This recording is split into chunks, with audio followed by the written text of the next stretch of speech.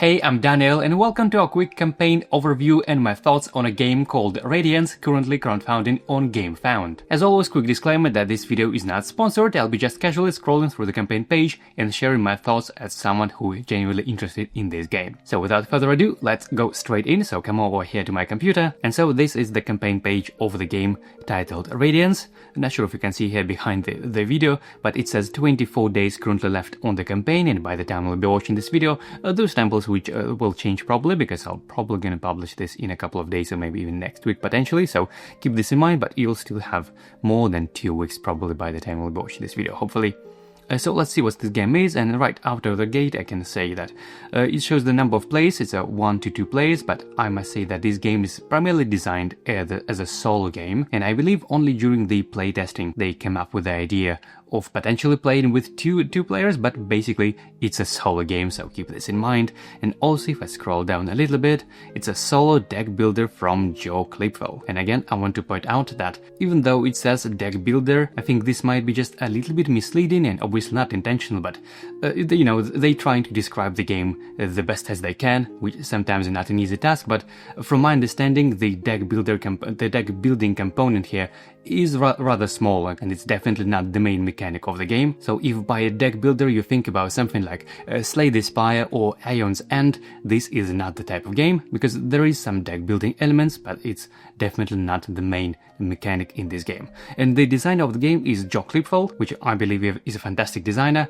And just for the record, I have backed Dragons of Etchinstone, which is another game designed by Joe Klipfel, even though I have not played this game. I'm still waiting for my backer's copy from Cheap Theory Games. And also he's the designer of Gloomhaven Bugs and Buttons, which personally I didn't quite enjoy despite being a Gloomhaven fan, so yeah, keep this in mind. I just thought I'd mention this anyway. So yeah, let me give you a quick game overview. I'm gonna scroll down those components for now. We're gonna talk about them a little bit later.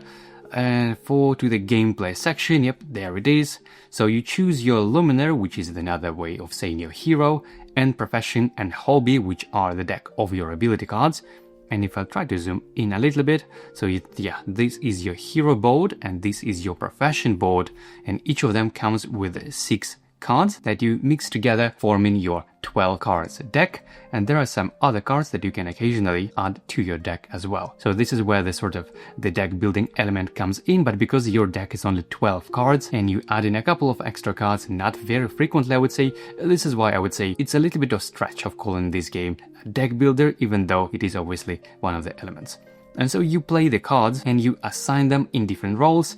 There is an action card, an attack card, explore card, and a booster card. And if you see it, all of those class abilities and profession abilities, they all associated with different elements, and depending on the element that you placed here on the right side as your booster card, those elements and those abilities will be available to you, provided that you have unlocked them in the first place. So yeah, definitely a lot of crunchiness going on here, and we're going to talk about this as well.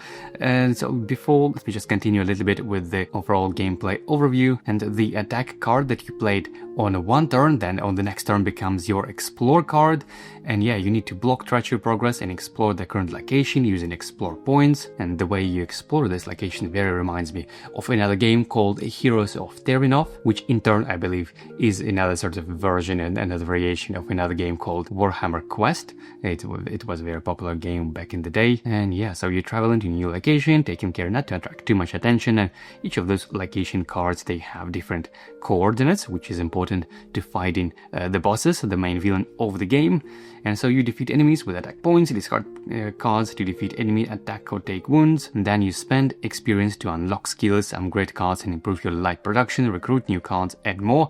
So yeah, this is your upgrade track, where this is your light production, which is basically your mana, your resource to spend to play your cards. And this is your 2 upgrade tracks. One is like a general for the character as a whole, allowing you to have either more cards or things of that sort, or there is an upper track here, which I believe is called your growth track, which allows you to either unlock more skills on both of your hero cards and your profession cards, or flip cards, so upgrade cards to the more stronger version. And as you do that, you need to find and defeat the Shade, which is kind of the final boss of the game.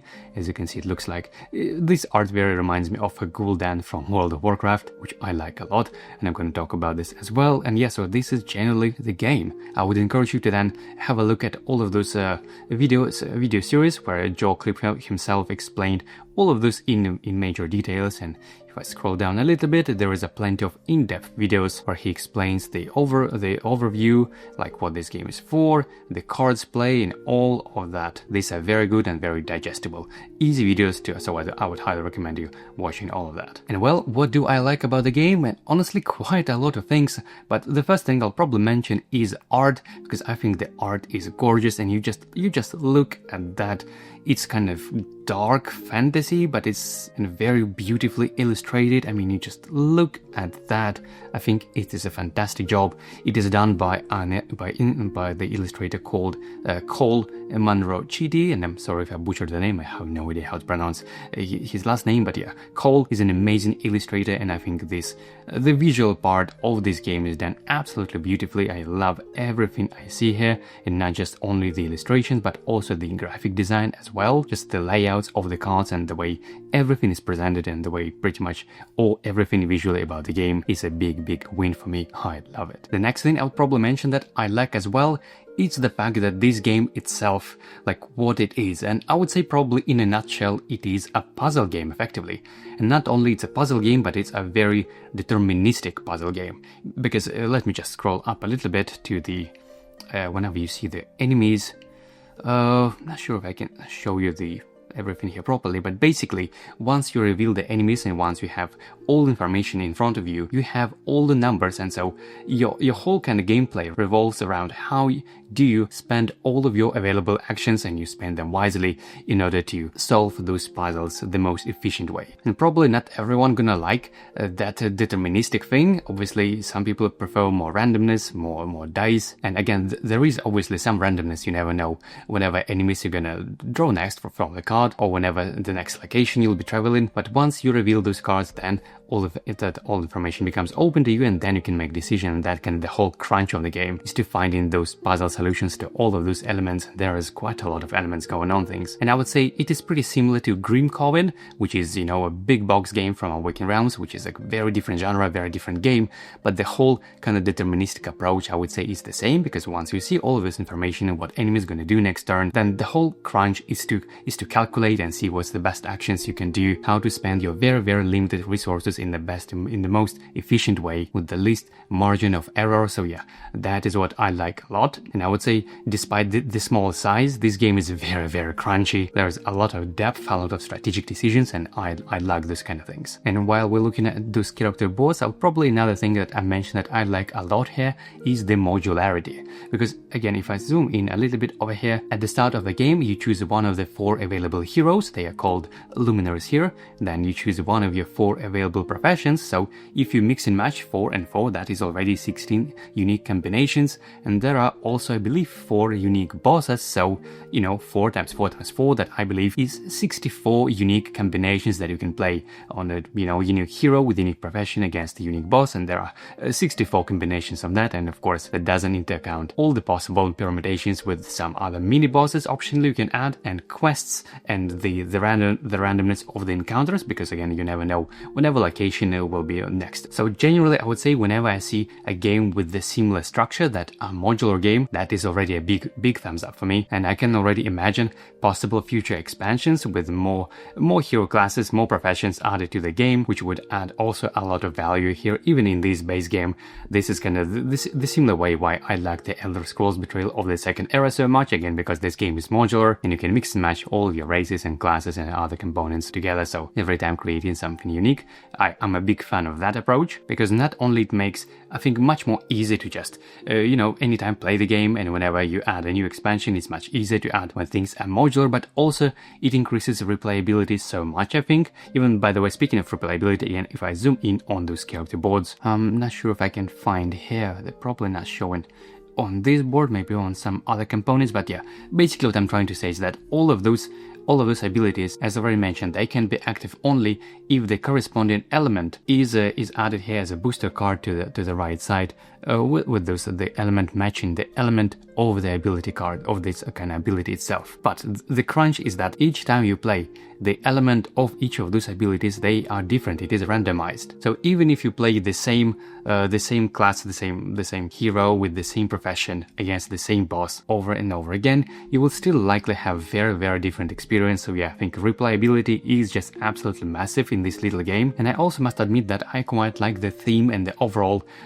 thing that they are doing here. Maybe if I scroll up a little bit, not sure if they will show things up, but yeah, you basically, because this game is called Radiance, and you're fighting those bosses named Greed, Envy, Wrath, and Pride. I think this is a very kind of inward-looking journey, because as your hero progresses, as they level up, ultimately they need to fight some of those bosses, which are obviously something that we found within themselves. I think this is pretty cool thematically, even though, generally speaking, I'm not too much into lore. I'm a kind of mechanic first person.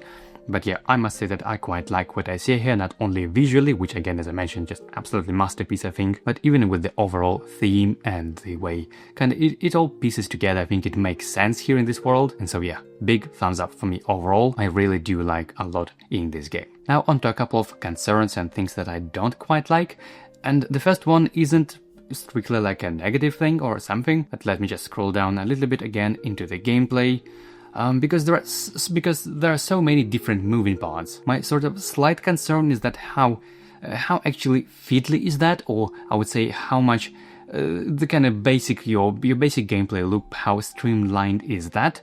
They probably don't this showing a lot here on this page, but if you scroll down again to this video where Joe explain and give kind of the turn overview and the kind of whole gameplay explaining a little bit more, you'll see how much moving parts are there, and you need to keep track of certain threat tokens and treachery tokens, and just a lot of things moving on. I hope is that they will streamline this easy enough so you will be enjoying thinking of your actual of your actions rather than just thinking how to not forget doing certain things. And maybe I hope they will provide some kind of like a rule reference, maybe like a turn order reference. I think that would be pretty helpful. And yeah, honestly, that is the only kind of concern when it comes to gameplay, but there are a couple of things I don't quite like, and let me this time go to the components overview.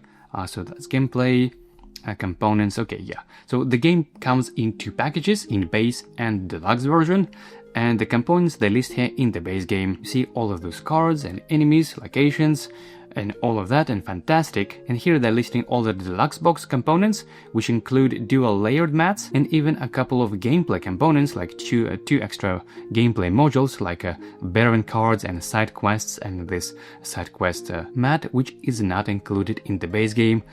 And honestly, I'm not a big fan of that. And I mean, even just these dual layered boards, I totally understand when the deluxe components is a strictly upgrade, just purely aesthetically. You know, maybe if the base game will include like a cardboard tokens and the deluxe version upgrades with acrylic tokens or something like that.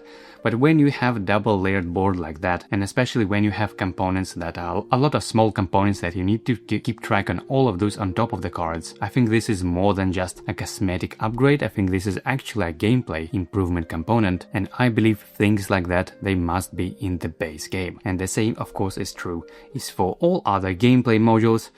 I don't think it's right. It just doesn't feel right to have some extra gameplay stuff behind the deluxe box.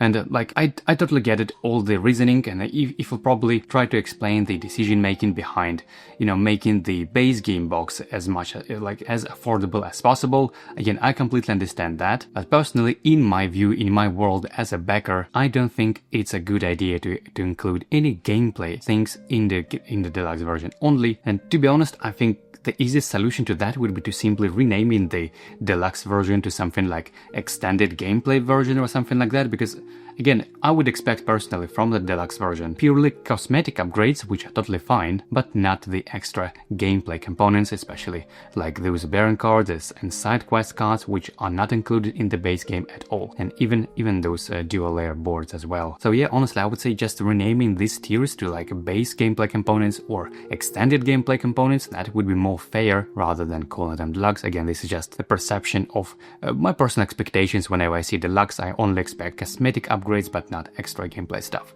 And speaking of rewards and prices, if I scroll down a little bit, you see the base game is cost 25 USD and the deluxe version comes with 39, and honestly I am not mad at the price at all. I think those prices are fantastic, especially given the value and the replayability of the game, and I would say even the deluxe version for 39 is quite decent value. Yeah, I'm definitely quite happy with the price, I must say. And if I scroll down to the shipping prices, I mean, you just look at that. The deluxe game, $8 to the UK. I mean, I'm not sure how they do this, but this must be some of the best shipping prices I've seen in quite a while. So the pricing definitely looks good. Or maybe I should mention another thing that I have sort of mixed feelings, so I would rather say that I'm not sure yet, and that is when it comes to the storage of the box, because from my understanding and based on the comments of other people who have experienced other games from the same publisher, they said that the storage is very, very basic, and of course given the price I don't expect anything fancy, but I just hope at least the box will fit all the sleeved cards. I think this is the minimum that the box must provide, especially given that sleeves are part of the reward section in the all-in bundle, and as an extra premium add-on you can have this a bunch of card sleeves, which will be enough to sleeve the entire game. But yeah, I just hope all of that will fit into the box, otherwise that would be a little bit awkward, I would say. So as always, I guess the final question for me is whether will I back this game, and honestly the answer for me is yes. I really like everything I see here. It's a very crunchy game, it has a lot of depth, it's a modular game, it has a lot of replayability, and it's a solo game with a beautiful art, and it has a lot of puzzles and thinking, so something potentially I could even play and enjoy, and maybe even filming the playthrough of this game, because again it's a solo game but with a lot of depth. This is probably something I would enjoy a lot. So yeah, I'm personally backing the game, and again I would highly